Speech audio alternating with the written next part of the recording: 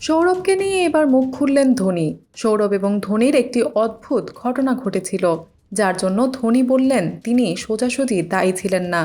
ভারতীয় ক্রিকেটে সৌরভ এবং ধোনির সম্পর্ক খুবই কন্ট্রোভার্সিয়াল।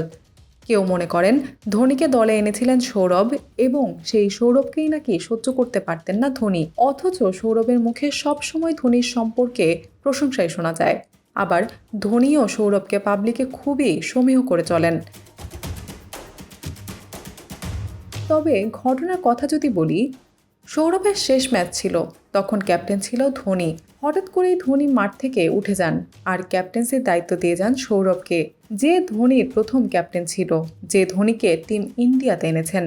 ধোনি আরও বলেছেন, আমি জানি না সেদিন সৌরভ গঙ্গোপাধ্যায়ের ওই কাজটা আদৌ ভালো লেগেছিল কিনা, কারণ খুব দ্রুত হয়ে গেছিল ব্যাপারটা।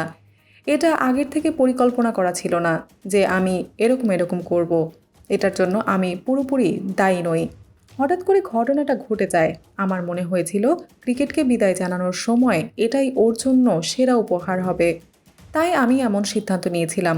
15-20 মিনিটের জন্যও যদি হয় তাতে ক্ষতি কী। ধোনি বলেছেন, ভারতীয় ক্রিকেটে সর্বকালের সেরা অধিনায়ককে আর কী বা সম্মান আমরা জানাতে পারতাম। নিজের শেষ টেস্ট ম্যাচে খেলতে নেমেছে, সেই সময় যদি একটু নিজের পুরনো ক্যাপ্টেন্সি স্কিল দেখানোর সুযোগ তিনি পান, তাহলে ক্ষতি কী। তাই সেদিন ওই কাজটা করেছিলাম। সৌরভকে সর্বকালের সেরা অধিনায়ক বলে সম্মানিত করলেন মহেন্দ্র সিং ধোনি। এটাই হয়তো এক মহান ক্রিকেটারের বৈশিষ্ট্য।